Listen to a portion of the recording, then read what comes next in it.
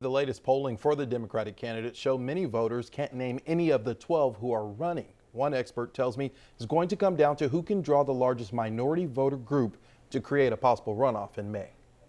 Republican Senator John Cornyn visited Fort Worth to tout legislation he proposed on prescription drug pricing, but his mind was also on his campaign after watching fellow Senate Republican Ted Cruz barely win re-election in 2018 against Democrat Beto O'Rourke.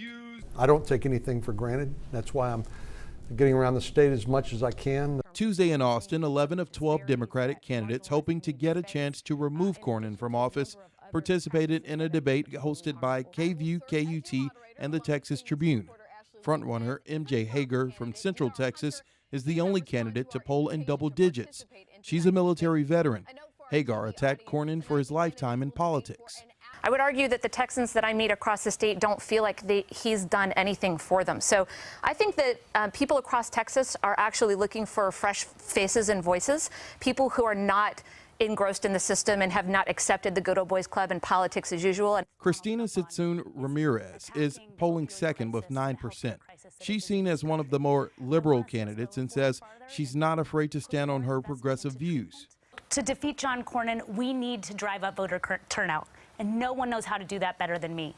I'm proud to have brought in thousands of new young voters into the political process and to have authored Beto O'Rourke's Senate campaign plan to drive up Latino voter turnout and to be running a campaign as a working mom that knows how to harness the power of mothers everywhere.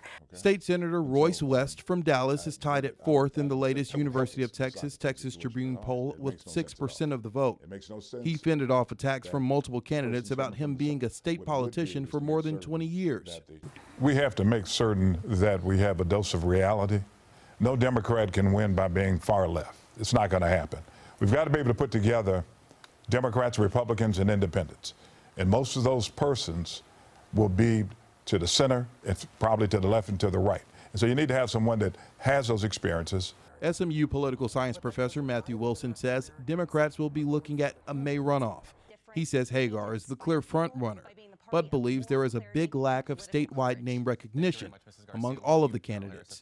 And he thinks either West or Ramirez will have a good chance to join Hagar by getting their base to turn out. Who can best become the recognized champion of their ethnic group? If she becomes the Latina candidate, she can make the runoff. If he becomes the African-American candidate, he can make the runoff. But the question is, which one can get their own ethnic community to really kind of galvanize behind them?